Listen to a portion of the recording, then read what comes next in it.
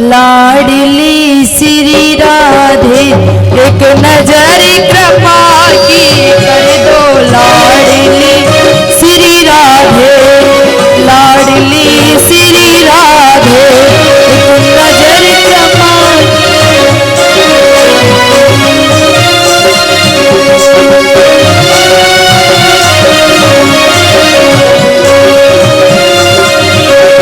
भक्तों की झोली भर दो। लाडली श्री राधे एक नजर कृपा की कर दो। लाडली श्री राधे भक्तों की झोली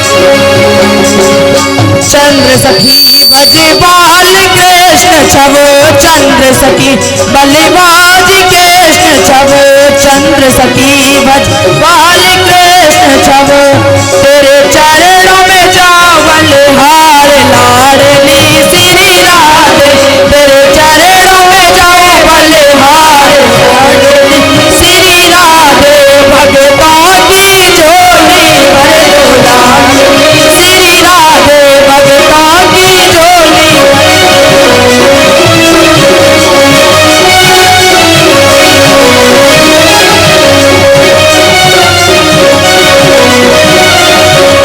नजर कृपा की कर दो लाडली श्री राधे नजर कृपा की कर दो लाडली श्री राधे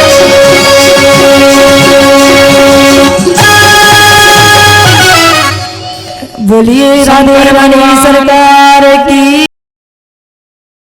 तपस्या नहीं कर सकता पर कठोर से कठोर तपस्या कर सकता हूँ। उसने हिमालय की पास ही एक गड्ढा खोदा, हिमालय की तलहटी में गड्ढा खोदा और आहुति देने शुरू कर दी। अपने मांस काट काट के चढ़ाने लगा। उसको कहीं से कुछ लेने तो जाना नहीं था, लगातार उसकी आहुति लग रही थी। जब पूरा शरीर का मांस खत्म हो गया और रक्त की धारा बह रही है बाहर को, पूरे शरीर का मांस खत्म हो गया, तब उसने अपना सिर कुछ झुकाया जैसे कि वो अपना सिर काट के चढ़ाना चाहता हो। कुंड की तरफ को जैसे सिर झुकाया तो भोलेनाथ वहां प्रकट हो गए और उन्होंने उसको रोक लिया। जैसे भगवान भोलेनाथ ने हाथ लगाया, उसका शरीर जैसे पहले था वैसा ही हो गया। भोलेनाथ ने कहा, बृकासुर वरदान मांगो। तुम्हें इतने ये अपना मांस चढ़ाने की क्या जरूरत थी? मैं तो एक लोटा जल से ही रीझ जाता हूँ। इतना कष्ट क्यों उठाया तुमने? वरदान मांगो। उसने मां पार्वती को साथ में खड़े देखा, मन में सोचने लगा मांगने पे तो कोई अपनी भारिया देगा नहीं, कोई वरदान ऐसा मांग लूं जो इनकी पत्नी मिल जाए। और ध्यान, नारद जी की बात भी ध्यान थी, मांगूंगा तो रूठ भी सकते हैं ये, तो साफ दे देंगे। तो उसने कहा, मुझे ऐसा वरदान दे दो कि मैं जिसके सिर पे हाथ रख दूं वो भस्म हो जाए। भोलेनाथ अब ऐसा वरदान कोई खुशी से कैसे दे सकता है? भोलेनाथ ने वरदान तो दिया बिना मन के, और जैसे वरदान प्राप्त हुआ और वो जल्दी से झपटा भोलेनाथ के सिर पे हाथ रखने के लिए कि इनको भस्म करके इनकी पत्नी को ले जाऊंगा। अब भोले बाबा भागे उठ के महाराज, भोले बाबा आगे आगे और भस्मासुर पीछे पीछे, तीनों लोकों में 14 भुवनों में घूमते फिरे, भागते फिरे। भोले बाबा बैकुंठ में पहुंच गए। नारायण ने अंदर बुलाया, आज आप ये भाग दौड़ का खेल कैसे चल रहा है आज? वैसे भोले बाबा ने कोई ऐसा वरदान नहीं दिया कि इसको मार ना सके, लेकिन अपने आराध्य को मारना उनको प्रिय नहीं लगा, इसलिए भाग रहे थे वरदान की रक्षा करने के लिए। नारायण ने उनकी पूजा की और कहा कि आप यहाँ विराजो, मैं देखता हूं। जाकर के नारायण ने एक बड़ा सुंदर ब्राह्मण का, तपस्वी का भेष बनाया, बहुत सुंदर। एक चमर उनके कंधे पे है और मुंह पे पट्टी बंधी हुई है और चले जा रहे हैं आगे। सन्यासी का रूप बनाया और बृकासुर के, भस्मासुर के सामने पहुंचे और कहने लगे, शकुनी नंदन ऐसे कैसे भाग दौड़ कर रहे हो, क्या बात है? उनने सारी बात बता दी वरदान प्राप्ति की। भगवान नारायण ने बताया सन्यासी रूप में, हंसे खूब जोर से और बोले, मैं तो तुम्हें बड़ा समझदार समझता था, तुम इतने मूर्ख हो, मुझे आज ही पता चला। कि क्यों? अरे वो भी कोई वरदान देना जानते हैं, शमशान में भांग पी के पड़े रहते हैं, उनकी बात पर विश्वास कैसे कर लिया तुमने? ये कोई विश्वास करने वाली बात है? अरे इस वरदान के लिए पीछे इतनी भागदौड़ करने की भी जरूरत नहीं थी, तुम धीरे धीरे अपने माथे पे हाथ रखते, फिर देखते गर्मी लगती तो हटा लेते वरदान को। अच्छा अब करके देख लो, अब देखो, और अगर उसका वरदान झूठा निकलता है ना तो मैं तुम्हारी सहायता करूंगा और उस पिशाच सहचर को, भूत प्रेतों के स्वामी को मैं तुम्हारे संग चलूंगा और फिर बताएंगे आगे किसी को वो वरदान ना दे। नारायण ने ऐसा भ्रमित किया कि भस्मासुर ने सोचा कि देख लेते हैं, इसमें कोई बुराई भी नहीं है। जैसे धीरे धीरे हाथ रखा और भस्म हो गया। ये भस्मासुर की दो कथाएं आती हैं।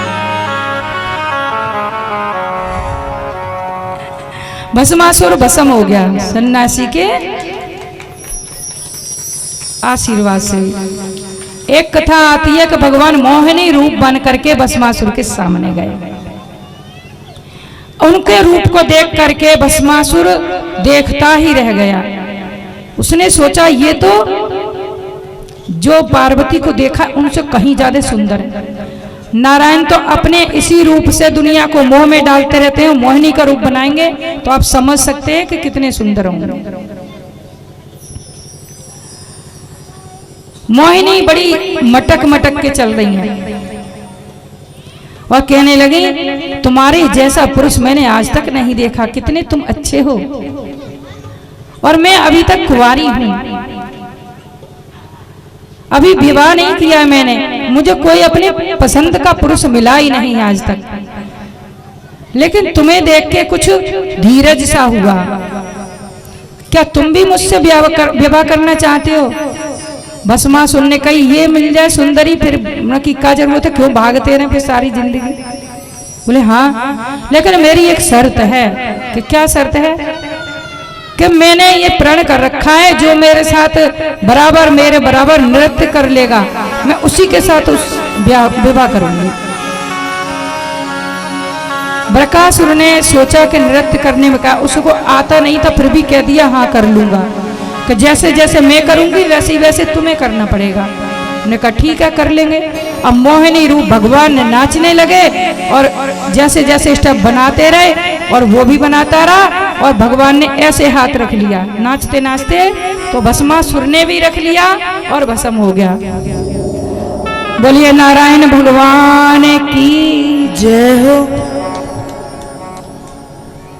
बोले शंकर भगवान की जय हो। जब भगवान ने हिरण्याकश्यप का वध कर दिया नरसिंह रूप धारण करके, नरसिंह रूप से भगवान ने हिरण्याकश्यप का वध किया, हिरण्याक्ष का वध किया वराह रूप धर के।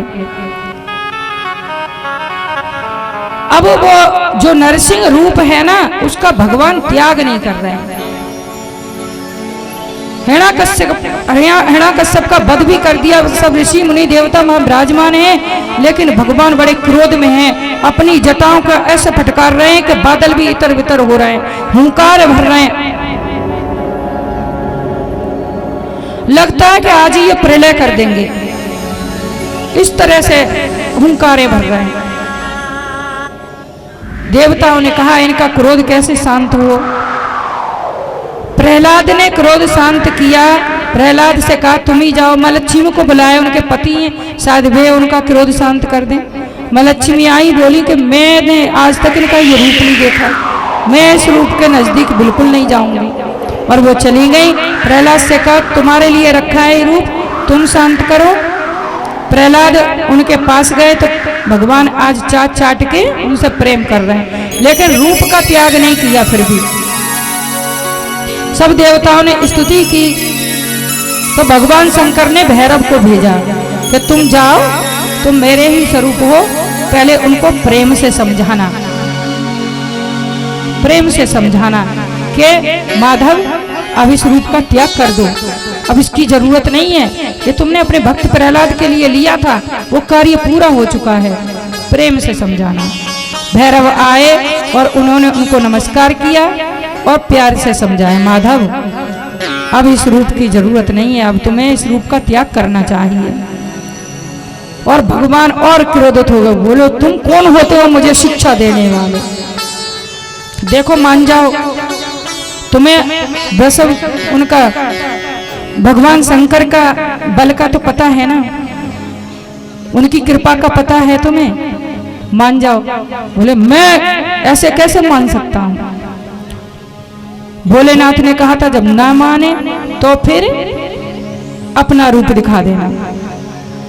उन्होंने एक सरब पक्षी होता है, बहुत बड़ा, बहुत भयानक पक्षी होता, उसका रूप धारण कर लिया भैरव ने और उनको पंजों में उठा करके उड़ गए और पर्वत पे ले जा करके रख लिया और वहां से वो छूटे और भोलेनाथ के वृषभ के नीचे घुस गए डर के मारे।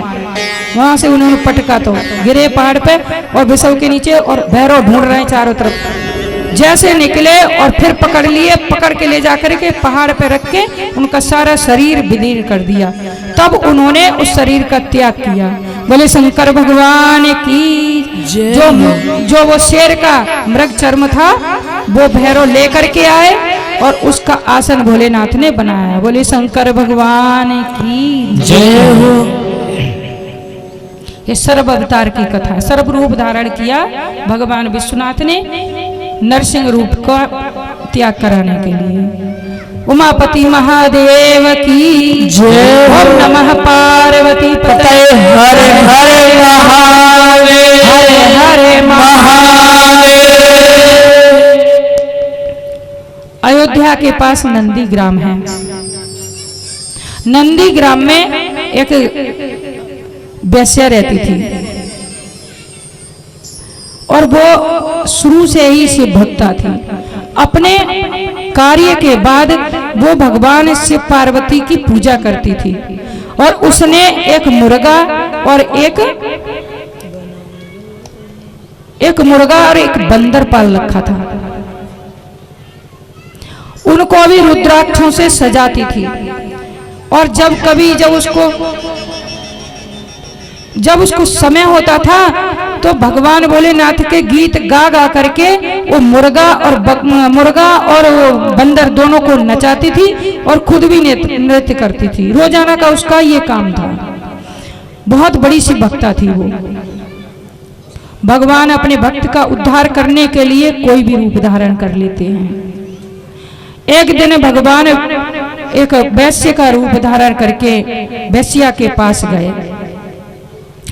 ऐसे सुंदर वैश्य को देख करके वैश्या इतनी प्रसन्न हुई कि रूप में मोहित हो गई और उसने जल लेकर के आई और उनके चरण पखारे, चरणामृत लिया और चरण पखार रही है। जलपान दिया, कंदमूल फल खाने को दिए और मुंह की तरफ देख रही है और बार बार उनके हाथ की तरफ देखती है। विश्वनाथ के हाथ में एक बहुत सुंदर रतन जड़ाऊ कंगन था। वैश्या कहने लगी ये आपका कड़ा मुझे बहुत लुब्ध कर रहा है, मेरे मन को लुभा रहा है। भोलेनाथ ने कहा तो तुम पहनो इसको, तुम ले लो। वैश्या ने कहा मैं ऐसे कैसे ले सकती हूँ। विश्वनाथ ने कहा तो तुम बताओ कि क्या दोगी इसके बदले में। वैश्या कहने लगी मैं तो व्यभिचारी वेश्या हूँ, मैं क्या दे सकती हूँ आपको। हाँ, मैं जो कार्य करती हूँ उस हिसाब से मैं 3 दिन 3 रात आपकी पत्नी बन के रहूंगी पूरी श्रद्धा से इस कंगन के बदले में। भोलेनाथ ने कंगन उतार के दे दिया। बोले लो संभालो। और साथ में अपना एक बहुत सुंदर वो था शिवलिंग रत्न का, और वो भी दिया कि ये संभाल के रखना, ये मेरे आराध्य हैं, ये मुझे प्राणों से भी प्रिय हैं, इनका ध्यान रखना। वेश्या ने अपने मंदिर में शिवलिंग को ले जा करके रखा, कड़ा पहन लिया, भोजन कराया और जब रात को शयन करने जाने लगे भोलेनाथ उसके जो शयन कक्ष था उसमें गए तो एकदम धू धू कर के आग लग गई। उसके पूरे जो उसकी कोठी बनी हुई थी उसमें कोठा उसका एकदम से जलने लगा पूरा। वेश्या दौड़ी, उसने अपना मुर्गा खोल दिया और बंदर भी खोल दिया, दोनों बंधन मुक्त कर दिए और बाहर भगा दिए। उसके कर्मचारी पानी वानी डालने लगे और महादेव ने कहा मेरे आराध्य कहाँ हैं। और वो इतनी देर में वो शिवलिंग जो था जल करके खंड खंड हो गया। बेसिया नतमस्तक हुई, आंसू बहाने लगी आंखों से और कहने लगी कि मुझे क्षमा कर दे प्रभु, मैं उनको बचा ना सकी, आपके आराध्य को बचा ना सकी, वो जल गए।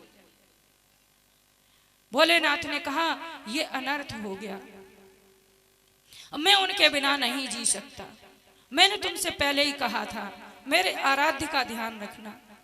अब मेरे आराध्य नहीं तो मैं भी नहीं, मैं चिता में प्रवेश करूंगा, मैं मरूंगा, मैं जी नहीं सकता उनके बिना। और तुम अपने सहचरों से कह के अगर कर सकती हो तो चिता की तैयारी करा दो, मेरी सहायता करो, मेरे लिए चिता बनवाओ। बेस्या रोती भी जा रही है, मन में बहुत दुखी है कि मैं इनकी एक दिन भी सेवा ना कर पाई अच्छी तरह। जो चिता बनाई गई भोले बाबा उसमें प्रवेश कर गए।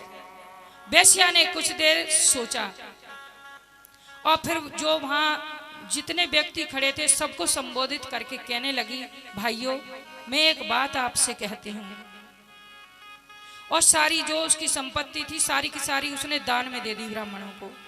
और कहने लगी मैं 3 दिन के लिए इनकी पत्नी बनी थी, लेकिन मैं इनकी सेवा एक दिन भी नहीं कर पाई। और ये मेरे अपराध की वजह से, मेरी गलती की वजह से आज ये मरने जा रहे, चिता में लेटने जा रहे हैं। तो मैं इनके साथ सती होंगी। 3 दिन की मैं इनकी पत्नी हूं। मैंने सूर्य देव अग्नि को साक्षी मान करके इनको पति स्वीकार किया, मैं इनके साथ सती होंगी। गांव के सब व्यक्ति कहने लगे सती होना तो पतिव्रता स्त्रियों का काम है, तुम क्यों इनके लिए सती होने जा रही हो? कि कुछ भी सही, मैं 3 दिन की इनकी पत्नी थी, उसी अवधि में इनको मरना पड़ रहा है, तो मैं इनके साथ सती होंगी। और वो बेस्या उस चिता की परिक्रमा करके, पूरा श्रृंगार किया उसने चिता की परिक्रमा करके, और जैसे चिता में प्रवेश होने लगी विश्वनाथ उस चिता में से उठ करके खड़े हो गए और कहने लगे मैं तो तेरी परीक्षा लेने आया था, तुझे जलने की जरूरत नहीं है, तू शुद्ध है, एकदम पवित्र है, तू मेरी भक्तिनी है। भोले बाबा ने आशीर्वाद दिया और बेस्या उनके सामने ही उनके कैलाश को चली गई। बोले शंकर भगवान की जय, उमापति महादेव की जय, ओम नमः पार्वती पते हर हर महादेव। रावण की भक्ति की कथा आती है। भजन गाओ तो छोटा गा लेना, कथा मेरे पास बोलिए कैलाशपति महादेव की जय हो। है जग से निराले, बड़े सीधे साधे, बड़े भोले भाले महादेव शंकर। है जग से निराले, बड़े सीधे साधे, बड़े भोले भाले महादेव शंकर। है जग से निराले, बड़े सीधे साधे, बड़े भोले भाले, बड़े सीधे साधे, बड़े भोले भाले।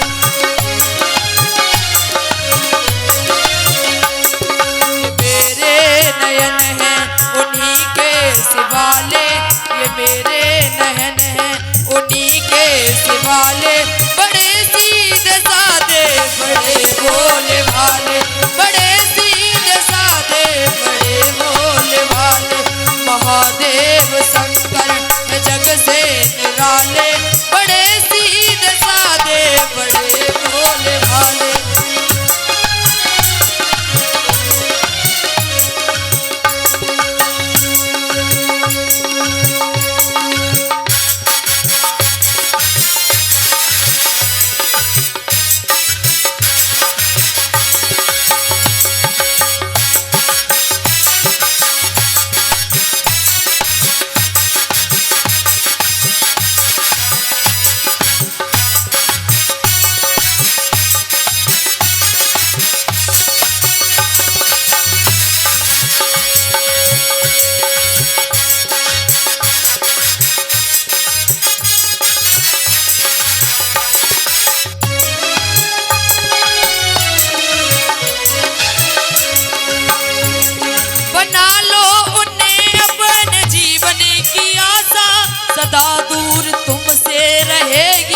निराशा, सदा दूर तुमसे रहेगी निराशा।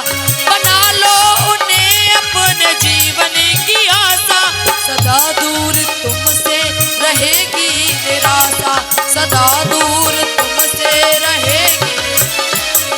बिना मांगे तुमको ही सब कुछ मिला है, बिना मांगे तुमको ही सब कुछ मिला है।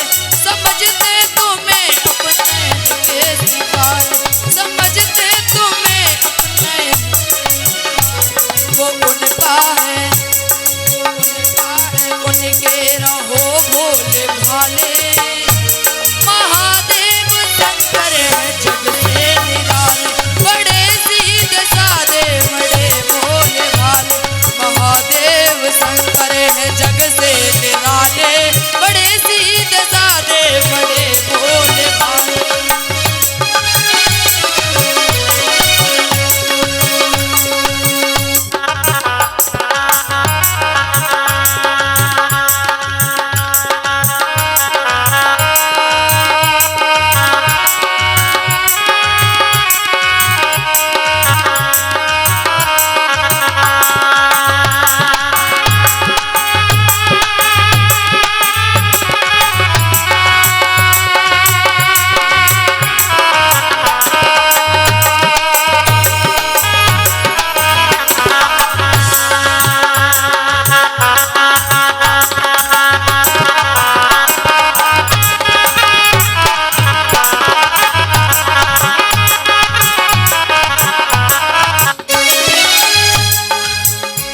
जिधर देखो शिव की है महिमा निराली, जिधर देखो शिव की है महिमा निराली।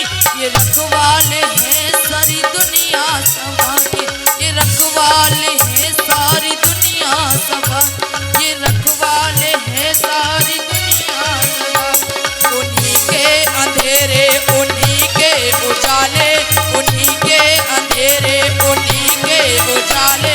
बड़े भोले भाले बड़े सीधे साधे, बड़े भोले भाले बड़े सीधे साधे।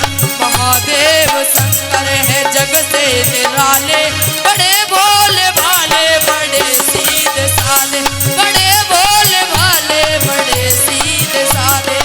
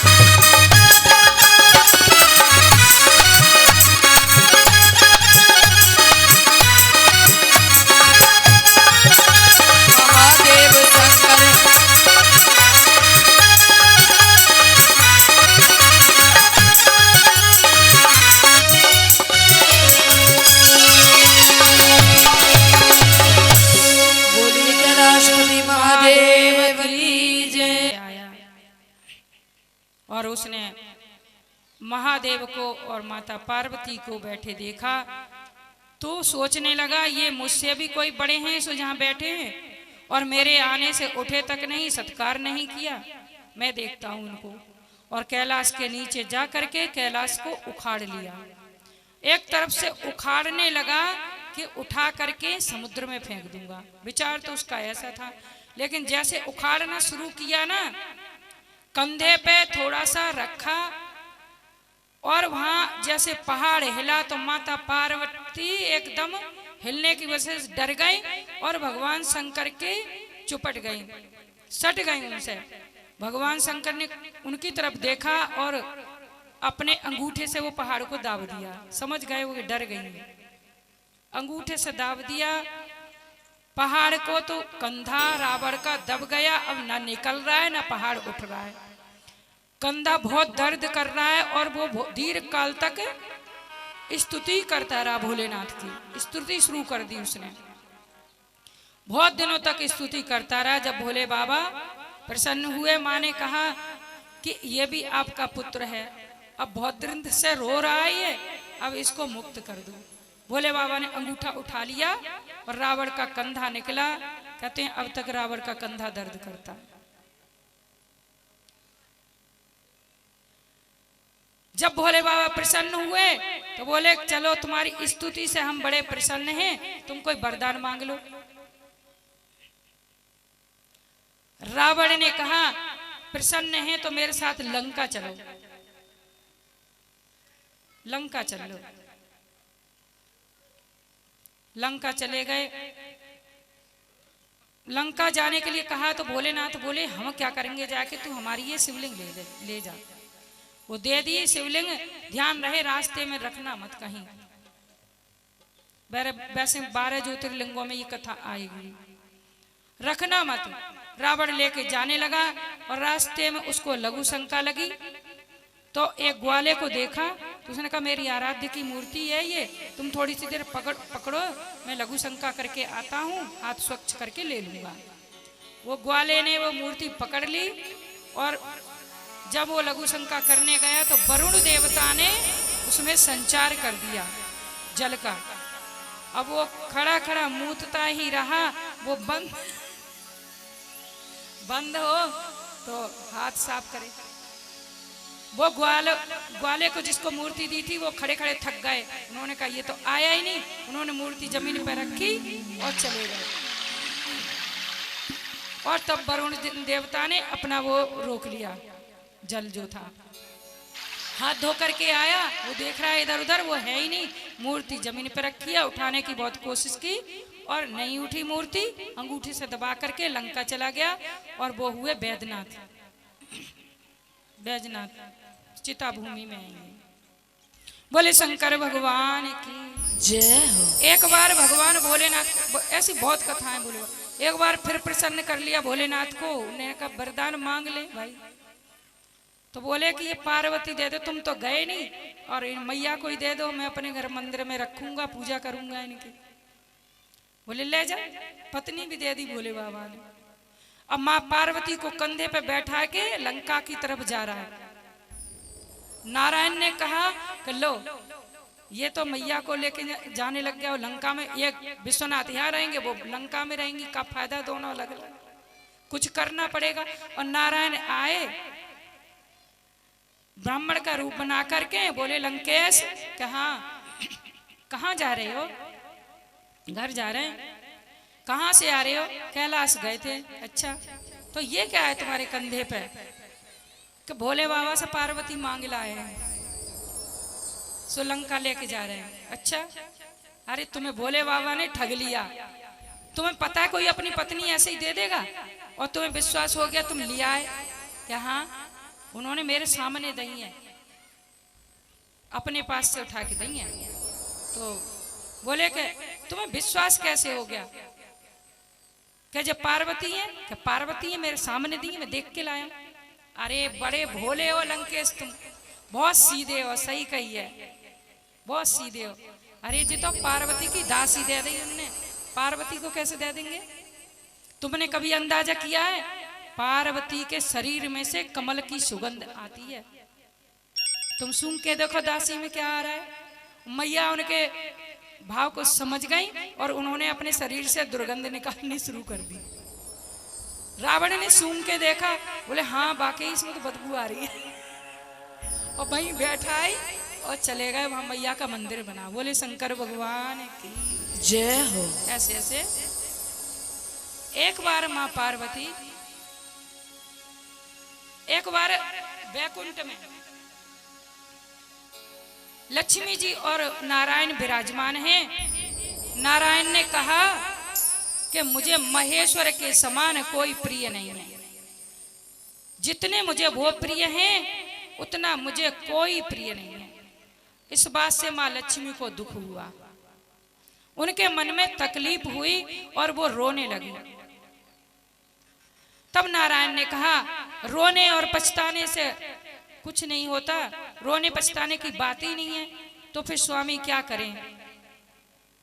तब नारायण ने कहा कि तुम भी मेरी तरह उनकी पूजा करो, भगवान भोलेनाथ की, मैं जैसे मैं पूजा करता हूँ मैं उनका ध्यान हर समय करता हूँ, तुम भी करो तो तुम मुझे उनके बराबर प्रिय लगने लगे, उनसे अधिक तो कोई बराबर प्रिय लगोगी।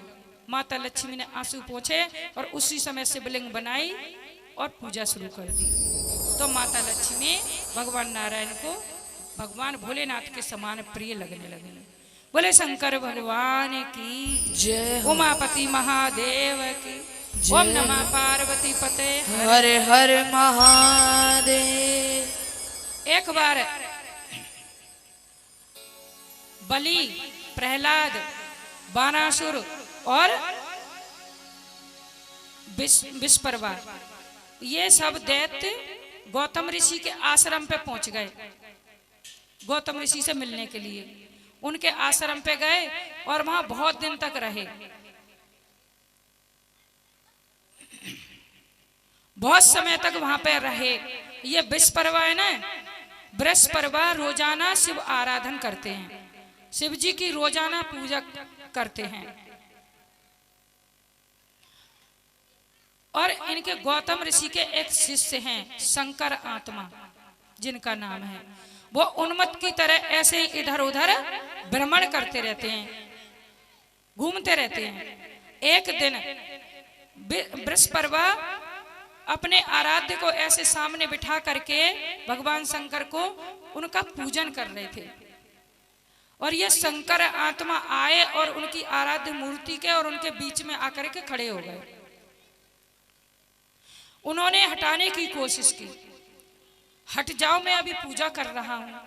वो नहीं हटे वहां से, तो उन्होंने तलवार उठाई और उनका सिर काट दिया शंकर आत्मा का।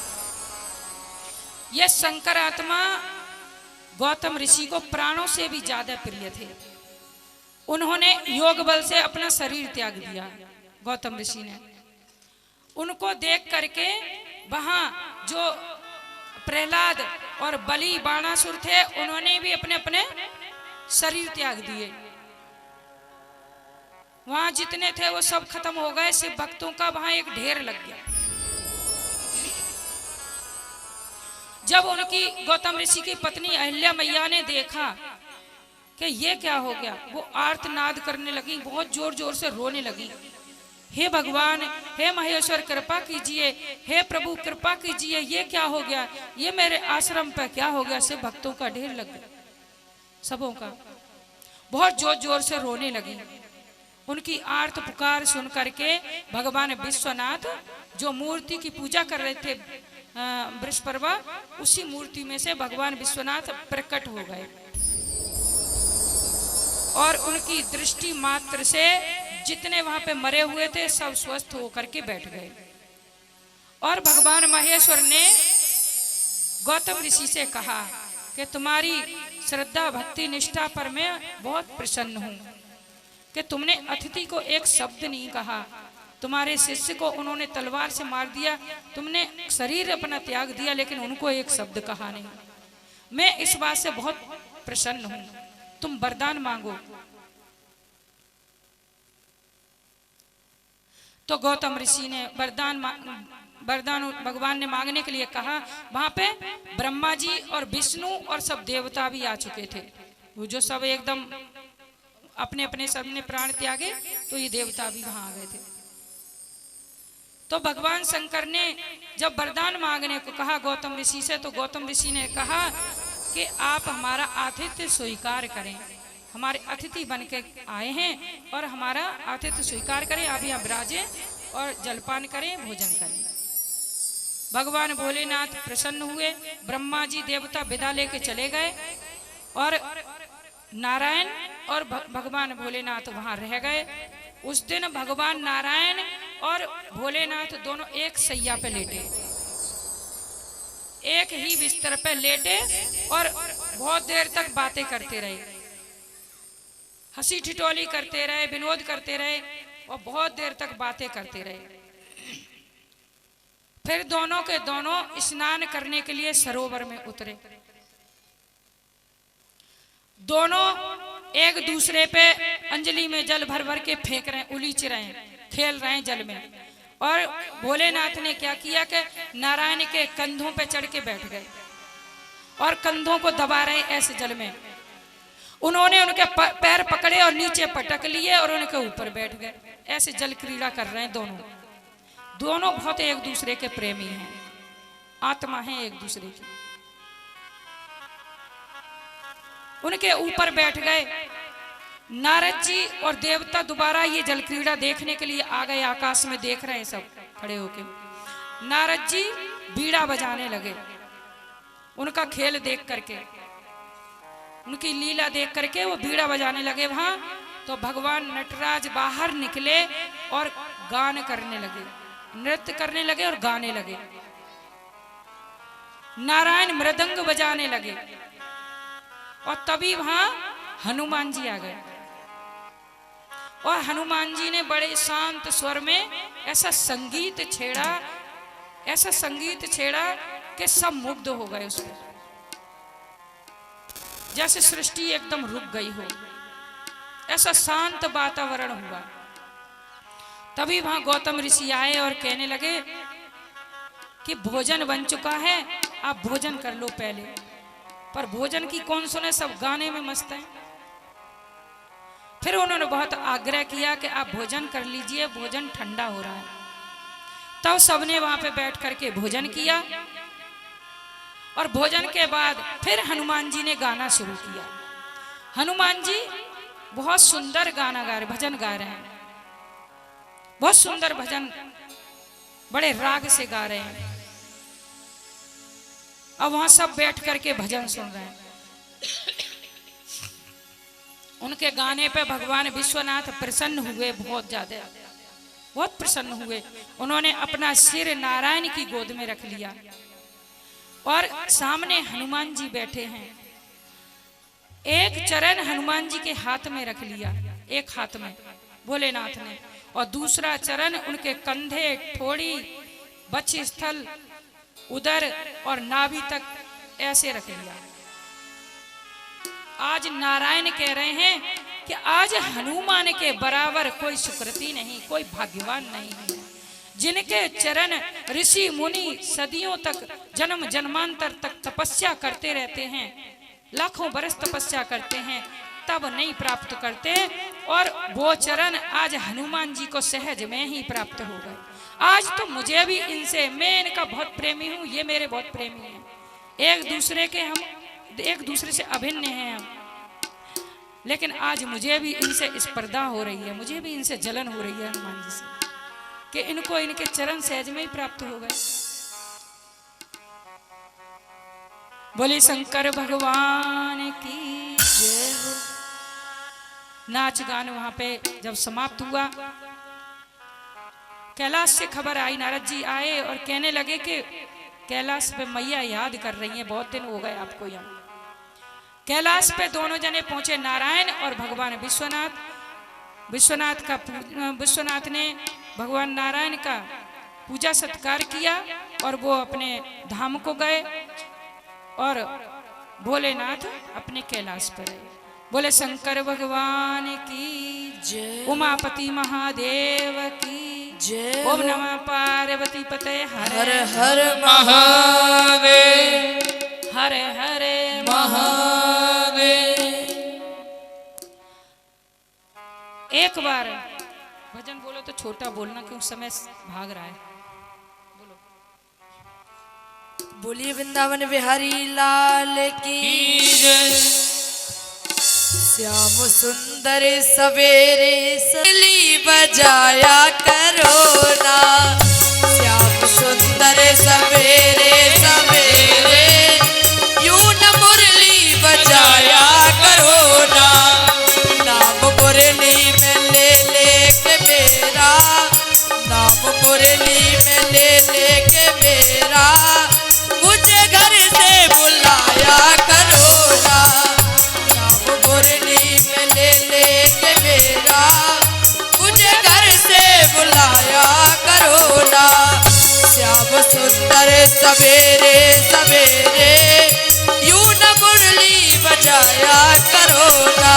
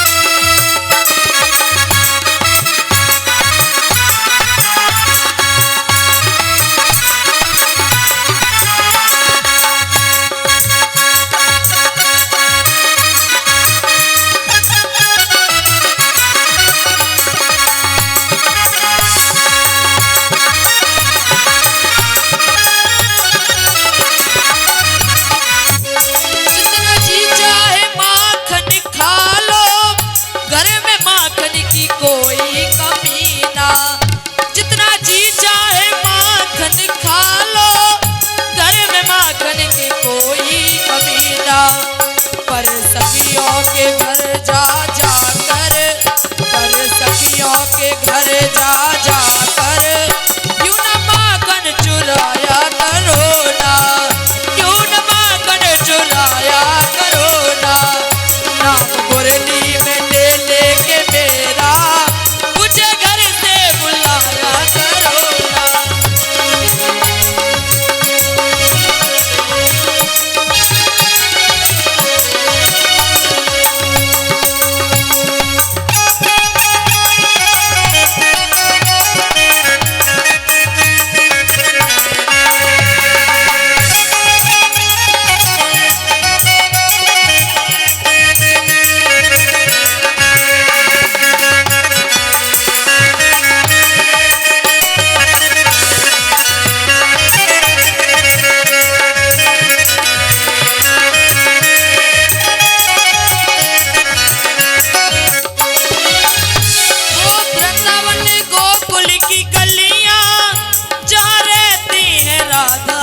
सखिया वो वृंदावन गोकुल की गलियां जहाँ रहती है राधा की सखिया।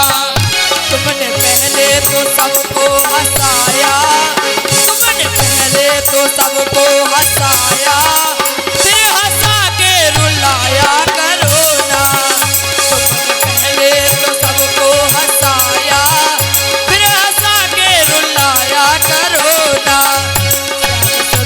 सवेरे सवेरे क्यों न मुरली बजाया करो ना।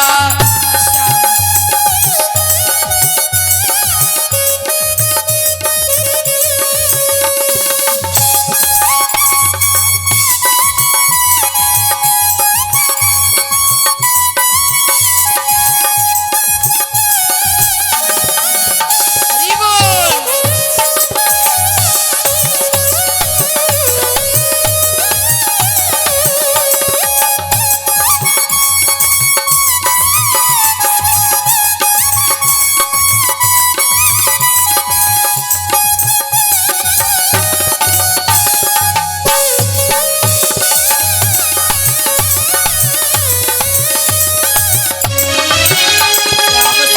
सवेरे सवेरे क्यों न मुरली बजाया करो ना।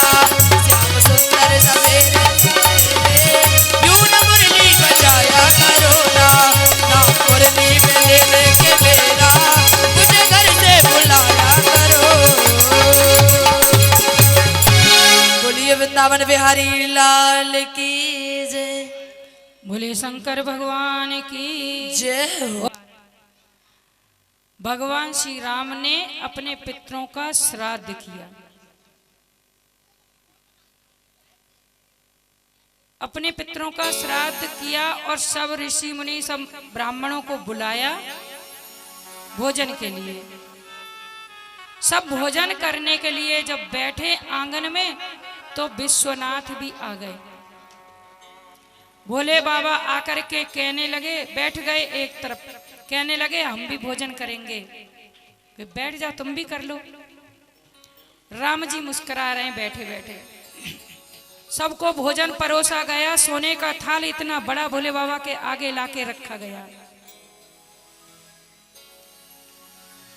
लक्ष्मण जी और भरत जी भोजन परसने लगे। भरत जी जो कि विश्व भरन पोषण करे जोई, ता करे नाम भरत अस होई। भोजन परोस रहे हैं लक्ष्मण जी और भरत जी। शत्रुघ्न ब्राह्मणों को खिला रहे हैं और दो जने भोजन परस रहे हैं। जितना थाल में रख देते हैं भोले बाबा एक ही गिलास में खा लेते हैं। विश्वनाथ विश्वंभर भोजन करें और पात्र खाली ना हो, ऐसा हो ही नहीं सकता। जितना परस देते हैं सब ब्राह्मणों को परस के।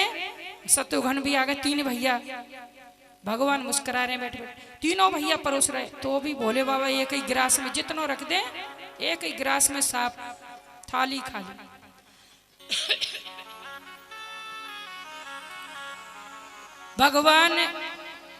भगवान ने कहा कि ये तो वैसे तृप्त होंगे नहीं, भोजन सारा समाप्त होने जा रहा है।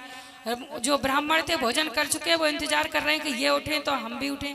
पंक्ति में से जब तक सब भोजन नहीं कर लेते तब तक किसी को उठना नहीं चाहिए। और भोले बाबा तो खाई जा रहे।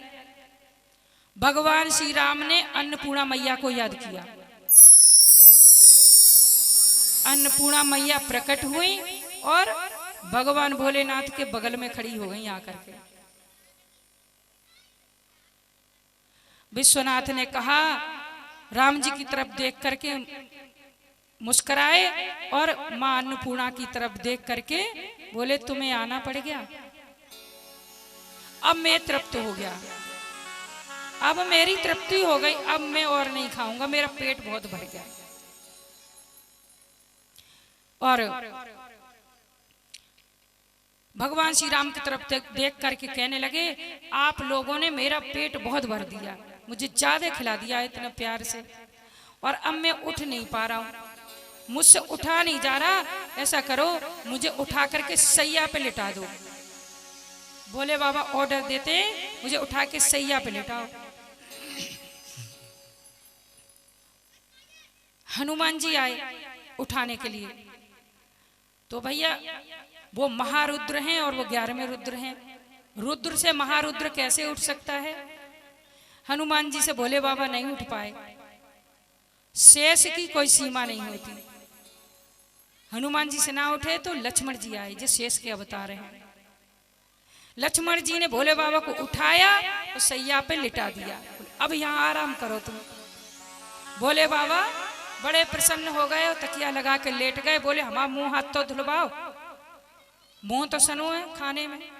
सीता मैया पात्र में जल लेकर के आई और मुंह धोया, और कुल्ला करने के लिए भोले बाबा ने मुंह में जल लिया और सीता मैया के ऊपर कुल्ला कर दिया। आज सीता माँ कह रही है कि मैं आज जानकी जनक नंदिनी धन्य हो गई। आज ये जनक नंदिनी सीता धन्य हो गई, धन्य हो गई। आपने इसको कुल्ले का पात्र समझा, इससे मैं बड़ी धन्य हो गई। प्रभु, आपने इस जानकी को कुल्ला का पात्र समझा। बहुत प्रसन्न भोले बाबा और प्रसन्न हो गए। और फिर बोले कि राम जी को हमारे चरण दबाने चाहिए, चरण सेवा करनी चाहिए। लक्ष्मण जी और राम जी आए, एक एक चरण दबाने लगे। सीता मैया जल्दी गई, पंखा उठा लाए, अब पंखा हवा कर रही हैं। अब भोले बाबा की पूरी सेवा है रही। भोले बाबा बड़े प्रसन्न, लेटे हुए आराम से। फिर उठ के बैठ गए। जब सेवा हो गई, उठ के बैठ गए। बोले, हमने तुम लोगों को इतना परेशान किया, क्रोध करने के कितने अवसर दिए, लेकिन तुम धन्य हो। तुम्हारी मर्यादा धन्य है। तुम सच में ही मर्यादा पुरुषोत्तम हो। वरदान मांगो। अब हम तुमसे बहुत प्रसन्न हैं, पूरे परिवार से। तुमने किसी ने क्रोध नहीं किया, इतना परेशान कर दिया, फिर भी तुम वरदान मांग लो। अब राम जी कहते हैं कि तुम पे का मांगे, तुम पे है ही का, सो तुम हमें दे दोगे। जो तुम पहनता हो, तो सांप पहनता हो, उनसे तो हम दूर ही रहना चाहता। तुम खाता हो, उससे हम दूर रहना चाहते। विष खाते हो तुम पहनते हो तो क्या पहनते हो? मृग की खाल, हाथी की खाल ओढ़ लेते हो। मृग की खाल कमर में बांध ली, हाथी की खाल ओढ़ ली, तो वो हमारे किसी के काम की नहीं है। हम तो भैया सुंदर रेशमी वस्त्र पहनते हैं। तो क्या मांगे हम तुम पे से?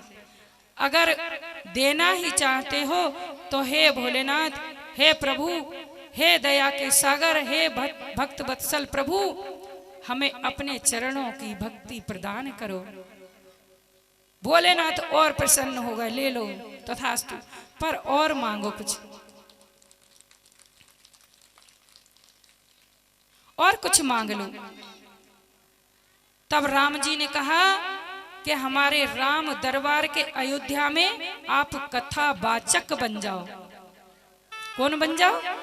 कथावाचक बन जाओ। और उस दिन से भोलेनाथ अयोध्या में राम दरबार के कथा वाचक बने। अन्य अन्य ग्रंथों की, अनेक ग्रंथों की, पुराणों की कथा भोले बाबा वहां राम दरबार में बैठ करके सुनाते हैं। बोले शंकर भगवान की, उमापति महादेव की जय। ओम नमः पार्वती पतये पतये हर हर महादेव, हरे हरे। महादेव। तब से भोले बाबा राम दरबार के कथावाचक बन गए। एक कथा आती है, पुष्पदंत नाम का एक गंधर्व है जो स्वर्ग में रहता है। वो बहुत अच्छा शिव भक्त है, रोजाना शिव आराधन करता है। और जब वो ऊपर से आता है ना आराधना के लिए, नीचे एक राजा का बहुत सुंदर बगीचा है, उसमें बहुत सुंदर सुंदर फूल लगे हुए होते हैं, कमल के, गुलाब के, अनेक फूल लगे हुए होते हैं।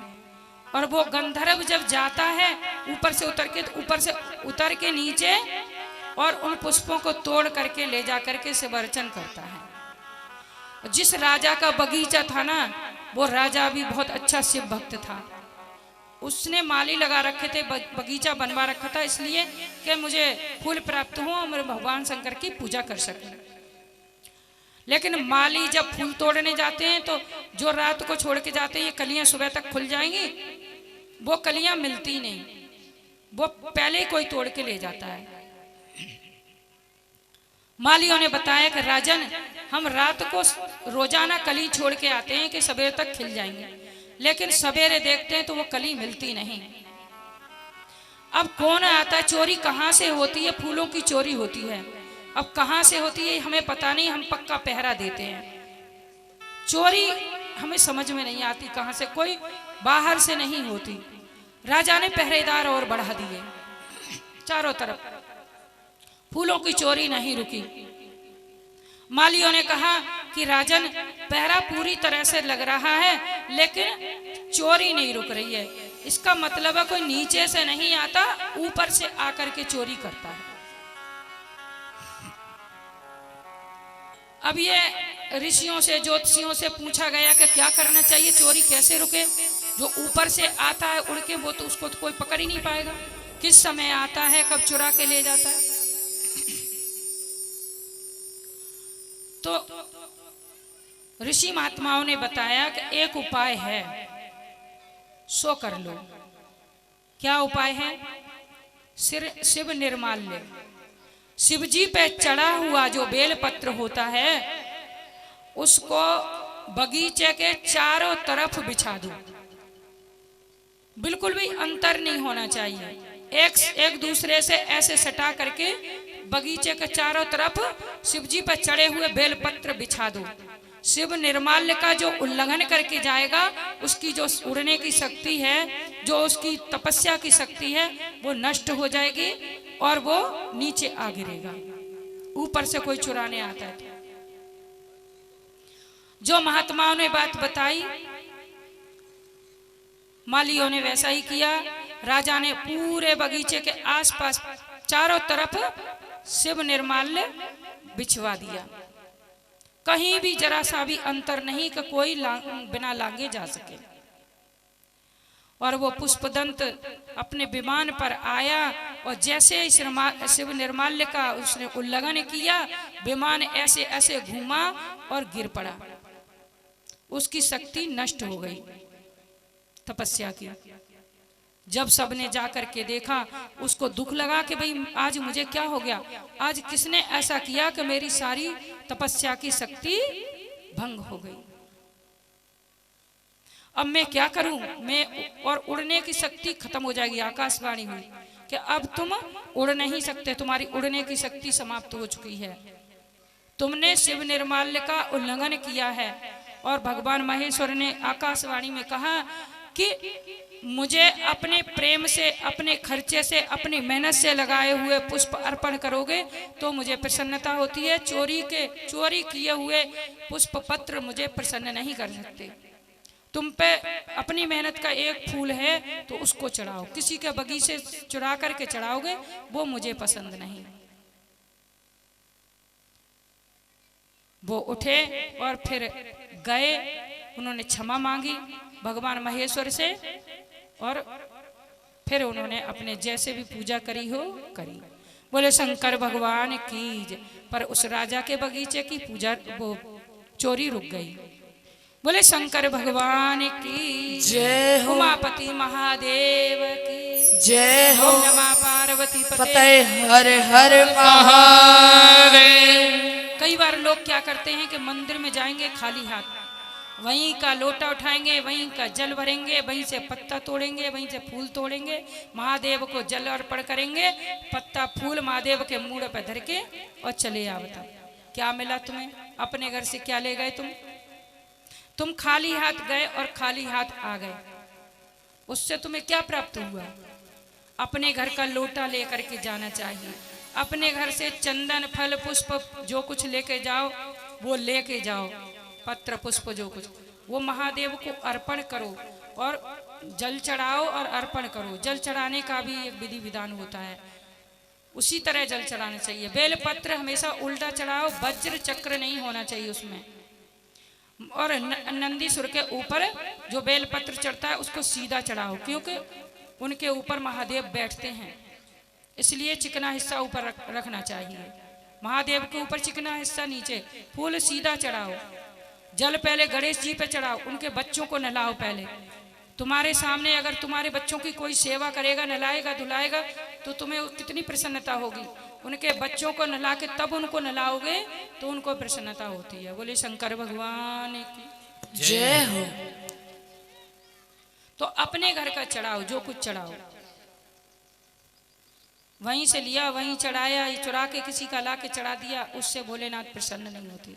बोले शंकर भगवान की जय हो।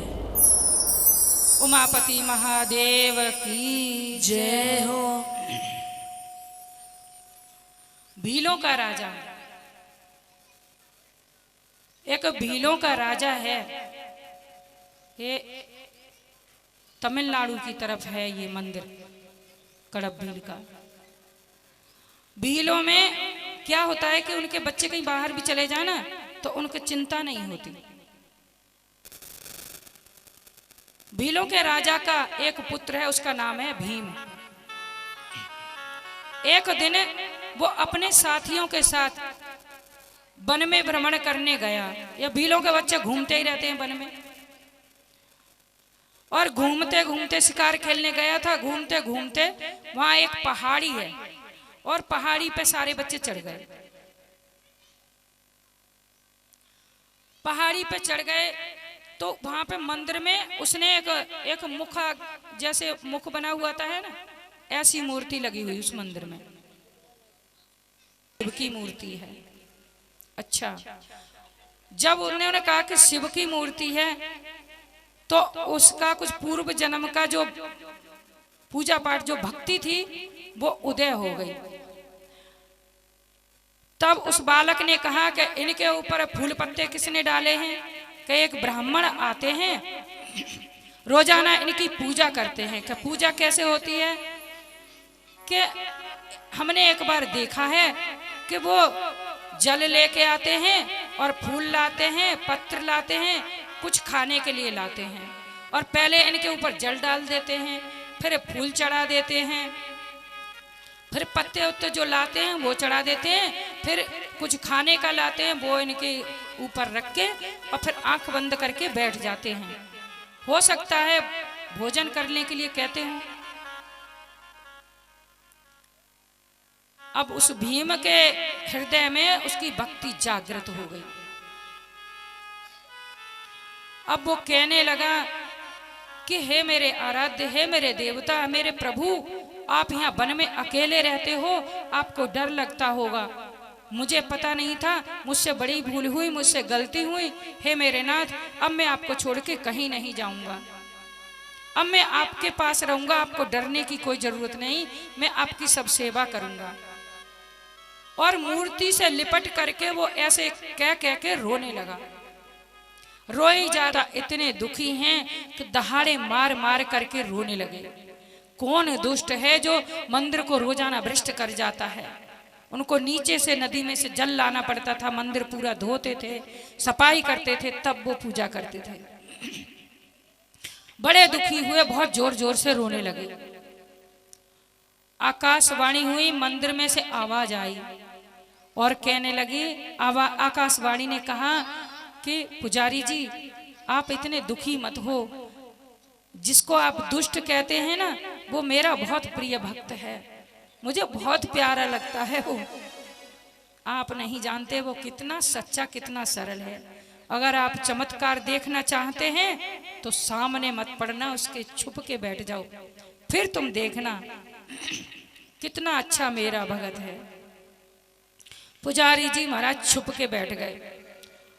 साफ सफाई पूजा तो कर ली उन्होंने, छुप के बैठ गए। अब वो अपना सामान सट्टा ले करके आए, बड़े खुश होके आज तो खा ही लेंगे। मंदिर के द्वार पे पहुंचे और उन्होंने जैसे फूल पत्ते हटाए पैर से, वैसे ही उन्होंने देखा कि आज तो हमारे आराध्य की एक आंख से खून बह रहा है। भोले बाबा की एक आंख में से खून निकल रहा है। वो तो भूल गए, सब फूल पत्ते सब कुछ एक साइड में रखे, बोले ओहो आज आपको किसने मारा, किसकी हिम्मत हो गई जो मेरे आराध्य पे किसी ने प्रहार किया। आंख में से खून है, कोई धनुष बाण लेके महाराज बाहर खड़े हो गए, धनुष बाण चला लिया। अगर उस समय पुजारी अगर सामने पड़ जाए तो छोड़े ना जिंदा। किसने मारा? वहां कोई पशु पक्षी भी दिखाई नहीं दिया। फिर शांत होकर के धनुष बाण रख के अंदर आया, आपकी आंख से खून निकल रहा, यहाँ कोई दिख तो रहा नहीं, मारा किसने आपको? फिर भाग के नीचे गया। उसके बुजुर्गों ने जो बताई थी जितनी जड़ी बूटियां जितनी होती हैं, जितना जड़ी बूटियों का उसको ज्ञान था, सब उखाड़ करके ले आया और ला करके और एक एक बढ़िया से बढ़िया जड़ी बूटी थूक ले और थूक में घिस ले और भोले बाबा की आंख पे लगा दे। थूक में, भाई जल तो था नहीं उसके पास, जो लाया था मुंह में पहले ही चढ़ा दिया। थूक में घिसे और लगा दे। थूक, सारी जड़ी बूटी ट्राई कर ली उसने, कोई भी नहीं बची, लेकिन खून बंद नहीं हुआ, खून बहते ही जा रहा है। फिर उसको एक बात याद आई कि एक कोई बूढ़ा कहता था, बूढ़ा भील, कि जिस जगह का अंग खराब हो जाए उसी जगह दूसरे जगह का निकाल करके लगा दो तो वो जगह स्वस्थ हो जाती है। कहने लगा अब मुझे चिंता नहीं, अब मुझे दवाई ज्ञात हो गई, अब आपकी आंख ठीक हो जाएगी। और उसने अपने बाएं आंख में बाण घुसाया और अपनी आंख निकाली और भोले बाबा के ऐसे लगा दी। आंख लगा दी भोले बाबा के, खून बंद हो गया। अब तो खुशी से नाचने लगा, मेरे अपनी आंख से खून बह रहा है, अपनी आंख में पीड़ा है, क्या है अंधा, एक तरफ से काना हो गया, इसकी परवाह नहीं है, नाच रहा है, रोग ठीक हो गया। नाच कूद के जब फिर निहारी मूर्ति तो दूसरी आंख से खून बहने लग गया। तब सोचने लगा आपकी इस आंख का रोग इसमें आ गया। ऐसा हो जाता है कई बार, दूसरी आंख का रोग दूसरी आंख में आ जाता है। पर अब आपको चिंता करने की जरूरत नहीं है, अब मुझे दवाई पता है। और बाण उठाया और दूसरी आंख में, जैसे अपने पैर का अंगूठा मैं लगाऊंगा कैसे, आंख पैर का अंगूठा, जो आंख खून आ रहा था जिस आंख पे, अपने पैर का अंगूठा निशान के तौर पे आंख पे लगा लिया उसने भोले बाबा की, कि अपनी आंख निकाल के फिर अंगूठे के निशान से लगा दूंगा इनके, मैं अंधा हो जाऊंगा, इसको कोई परवाह नहीं। जैसे बाण की नोक घुसाने लगा आंख में, तो भी इतना तेज प्रकाश प्रकट हुआ मंदिर के अंदर कि मंदिर जगमगा उठा, जैसे यहीं अंदर ही सूर्य उदय हो गए हों, बहुत तेज प्रकाश। और भोले बाबा प्रकट हो गए और हाथ पकड़ लिया, आकर के हाथ पकड़ लिया, बस भक्त इतना बहुत है, इतनी तपस्या बहुत है, मैंने बहुत परीक्षा ली तेरी। और भोले बाबा की कृपा से उसका नेत्र जो था हाथ पकड़ते ही स्वस्थ हो गया। लेकिन काना तो था ही भाई, काना अपने आप तो चढ़ाई दिया था, वो तो प्रसाद हो गया। नाम उसका पड़ा कड़प भील। उधर काने को कड़प बोलते हैं तमिल में। तब भोले बाबा ने पुजारी को बुलाया, पुजारी आओ बाहर, देखो मेरा भगत है, ये बहुत प्रेम करता है मुझसे। आप कहते थे ना कौन दुष्ट मंदिर को भ्रष्ट करके जाता है। पुजारी जी मुझे बड़ा दुख होता था। पुजारी जी एक बात बताऊं आपको, जब ये अपने मुंह में से कुल्ला करता था ना बड़े भाव से, तब मुझे ऐसा लगता था जैसे त्रिवेणी का जल मेरे ऊपर चला आ रहा है। और पुजारी जी क्या बताऊं आप, जब ये पैर से फूल पत्ते मेरे ऊपर से हटाता था ना, तो ऐसा लगता था जैसे पार्वती के कोमल कोमल हाथ स्पर्श कर रहे। और पुजारी जी जब ये मेरे सामने जब वो जो मिष्ठान बना के लाता था और वो मेरे सामने रख करके कहता था कि आप खा के देखो पुष्ट बन जाएगी, तो बिना खाए ही मेरा शरीर पुष्ट हो जाता था। इतना प्रेम करता है ये। उसका नाम कड़प भील पड़ा। तमिलनाडु में मंदिर है ये, हम गए थे वहाँ दर्शन करने गए तिरुपति बालाजी के, तो वहाँ मंदिर में भी गए। मैं पुराण में पढ़ती थी तो मुझे लगता था कहीं ऐसा मंदिर होगा भी कि नहीं, हुआ भी है कि नहीं। भगवान से अगर ऐसी वो करो ना, भगवान दिखा देते, हुआ है, हुआ कैसे नहीं। मेरे भक्त पे विश्वास नहीं है। तो हम गए, तो वहाँ दर्शन सब मंदिरों को करने गए, तो पहाड़ पे मैं देखते ही समझ गई कि उसकी तस्वीर भी बनी हुई थी वहाँ कड़प भील की। भोलेनाथ की आंख से वो निकल रहा है, खून निकल रहा है, और अंगूठा लगा हुआ है पैर का, इस तरह की तस्वीर थी। मैंने जानबूझ के पूछा, वहाँ कुछ लोग बैठे थे, मैंने कहा ये किसका मंदिर है? बोले कड़प्पा का, कड़प्पा का। मैंने कहा अच्छा, कौन कड़प्पा? जिसकी आंख से वो निकला था, जल निकला। मैं जल नहीं निकला था, खून निकला था। हाँ हाँ वही वही वही। मैंने कहा कहीं जाऊं ना जाऊं, हमारे संग के थे कुछ लोग, थक के कहने लगे हमारे बस की चढ़ना नहीं। मैंने कहा मैं तो चढ़ के जाऊंगी भाई, मैं तो दर्शन करके आऊंगा। चढ़ के गई पहाड़ पर, दर्शन करके आई। बोले शंकर भगवान की, उमापति महादेव की, ओम नमः पार्वती पते, हरे हर महादेव, हरे हरे महादेव। भक्त और भगवान की जय हो, कड़प भील की जय हो। एक भजन भाई लोग बोल लेंगे, उसके बाद में एक कथा, और नहीं तो महाराष्ट्र की भजन और बोल लेंगे। झांकी आ रही है आपके सामने अभी, और एक बच्चे की इच्छा नृत्य करने की है, वो करेंगे। और 8:30 बजे से यहाँ सुंदरकांड का पाठ सब लोग करेंगे, तो आप लोग भी आएं।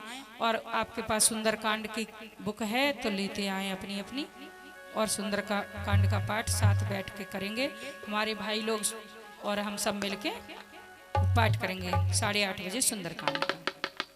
तो सब लोगों से हाथ जोड़ के प्रार्थना है कि सभी लोग आकर के 8:30 बजे यहाँ पधारें। और अभी एक महाराज का भजन होगा, और उसके बाद एक भजन पहले वैसे दूसरा बोल लो, फिर महाराज का हेलो हेलो श्री राधे। एक बार जोरदार जयकारा लगाएंगे, बोलिए सियापति रामचंद्र की जय हो। की देन है, इसे हर पल ही जीना पड़ेगा। जिंदगी राम की देन है, इसे हर पल ही जीना पड़ेगा। जिंदगी राम की देन है, इसे हर पल ही जीना पड़ेगा।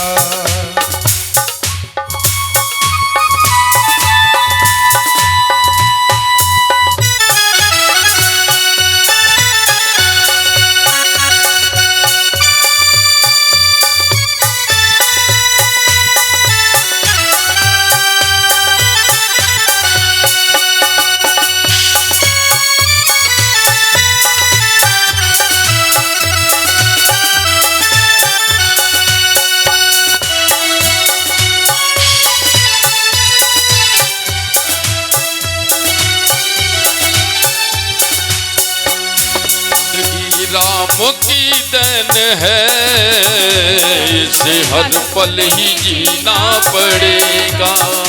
जिंदगी राम की देन है, इसे हर पल ही जीना पड़ेगा।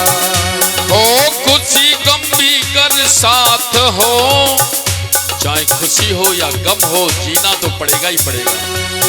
ये जो हमको प्रभु ने जीवन दिया है, इसे हंस के काट लो या रो के काट लो, जीना तो पड़ेगा। हो खुशी गम भी कर साथ हो, घूट खुश हो के पीना पड़ेगा। हो खुशी गम भी कर साथ हो, घूट खुश हो के पीना पड़ेगा। जिंदगी राम की देन है, इसे हर पल ही जीना पड़ेगा। जिंदगी राम की देन है, इसे हर पल ही जीना पड़ेगा।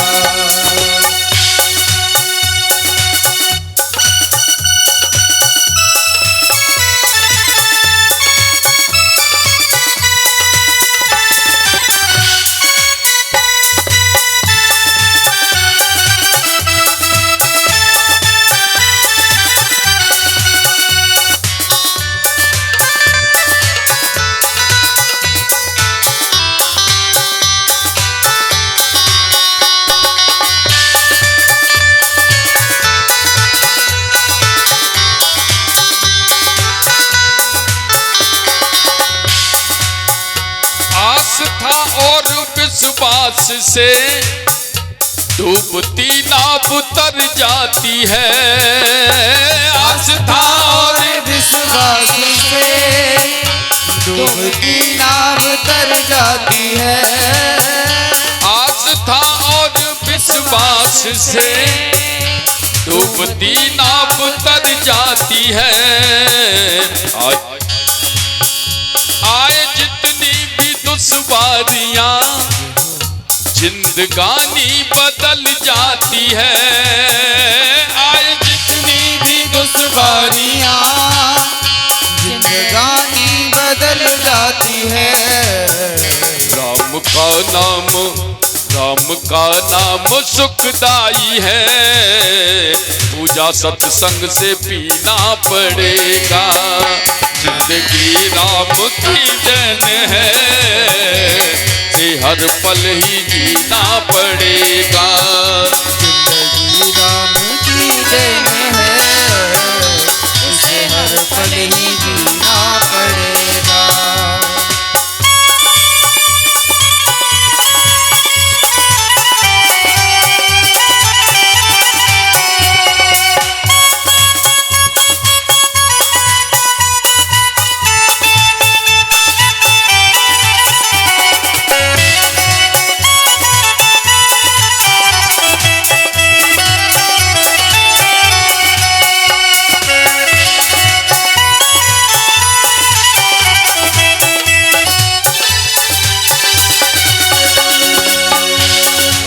चलना सिखा देता है।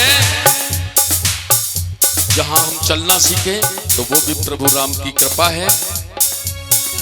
राम चलना सिखा देता है, राम बढ़ना सिखा देता है।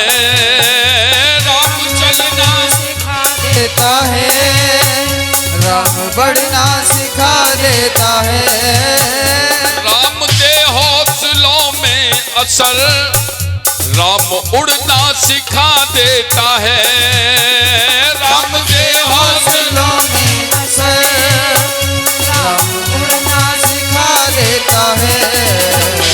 काम सब सार्थक हो यो ही, काम सब सार्थक हो यो ही। राम धुन में ही रहना पड़ेगा। जिंदगी राम की देन है, इसे हर पल ही जीना पड़ेगा।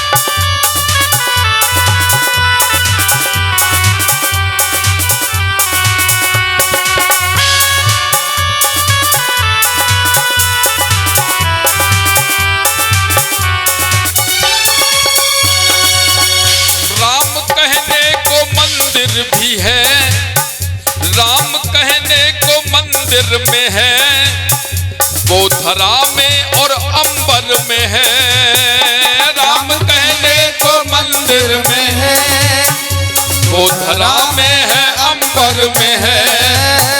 राम जी तो है हर एक जगह है, राम जी तो है हर एक जगह है, राम खोजो तो हर घर में है, राम जी तो है हर एक जगह, राम खोजो तो हर घर में है। राम सच में अहिंसा में है, राम सच में अहिंसा में है।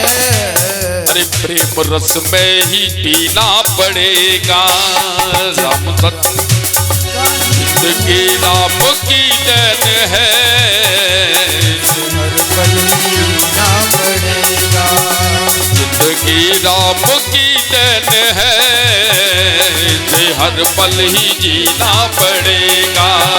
जिंदगी राम की देन है, जे हर पल ही जीना पड़ेगा, जिंदगी राम की देन है। हर पल जीना पड़ेगा। राम मेरे राम, मेरे राम, मेरे राम, राम मेरे राम, मेरे राम, मेरे राम।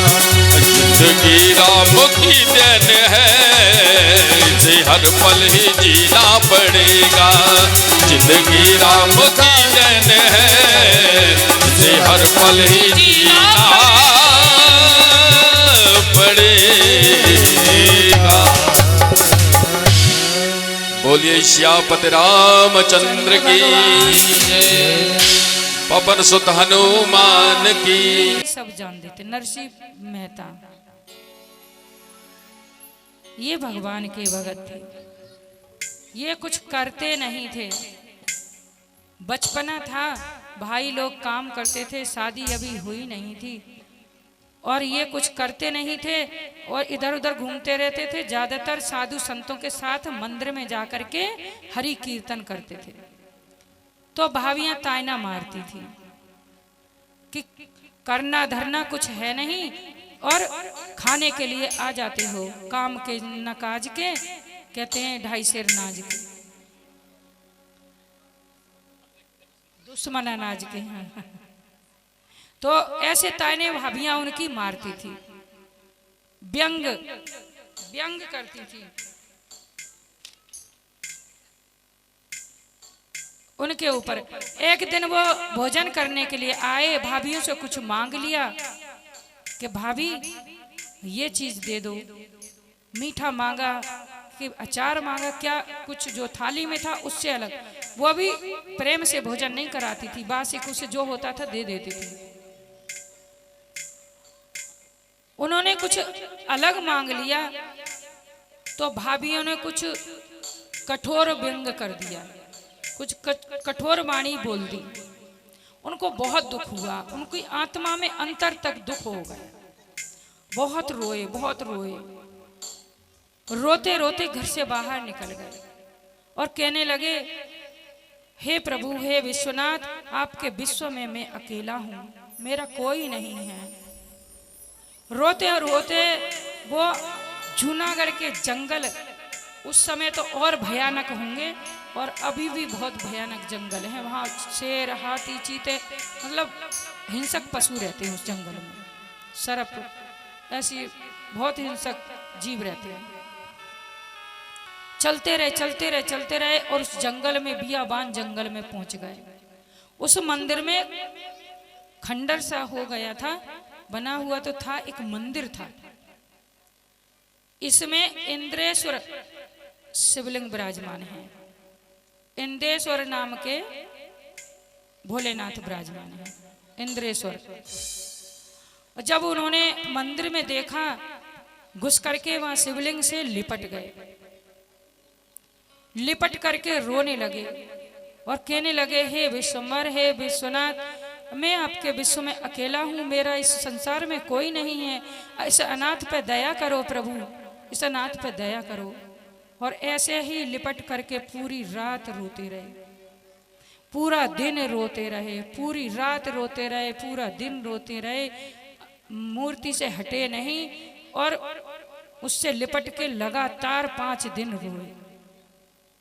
ना जल पिया ना कुछ खाया उन्होंने, लिपटे ही रही मूर्ति से। 5वें दिन भगवान विश्वनाथ प्रकट हुए।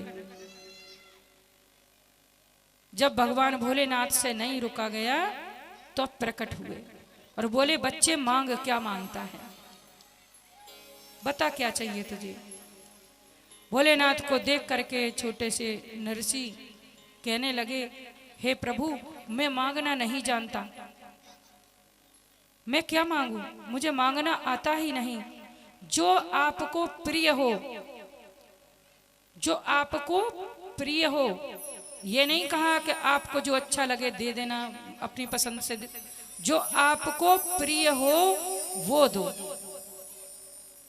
भोलेनाथ सोच में पड़ गए, मुझे प्रिय, मुझे क्या प्रिय है।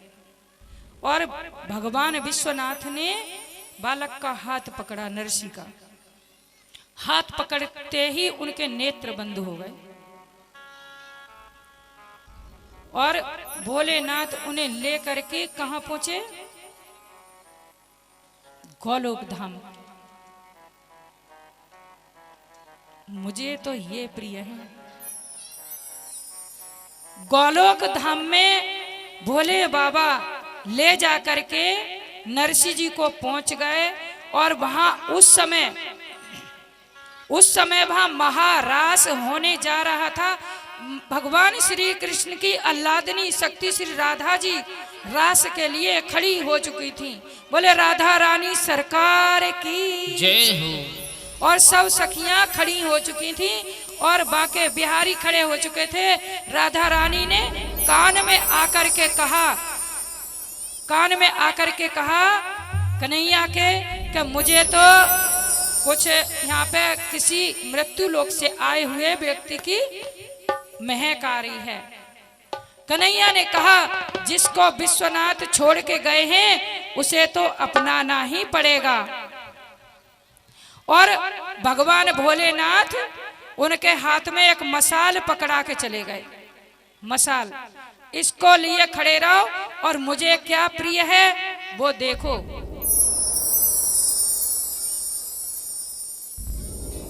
और मुझे प्रिय है वो मैंने तुम्हें दिखा दिया। इनकी कृपा तो तभी प्राप्त होगी जब ये चाहेंगे। और वहां महारास शुरू हुआ। एक दिन वो भोले भंडारी बनकर ब्रज की नारी वृंदावन आ गए हैं। एक दिन वो भोले भंडारी बनकर ब्रज की नारी वृंदावन आ गए। वृंदावन आ गए, वृंदावन आ गए। एक दिन भोले भंडारी बन के ब्रज की नार वृंदावन आ गए, वृंदावन आ गए। पार्वती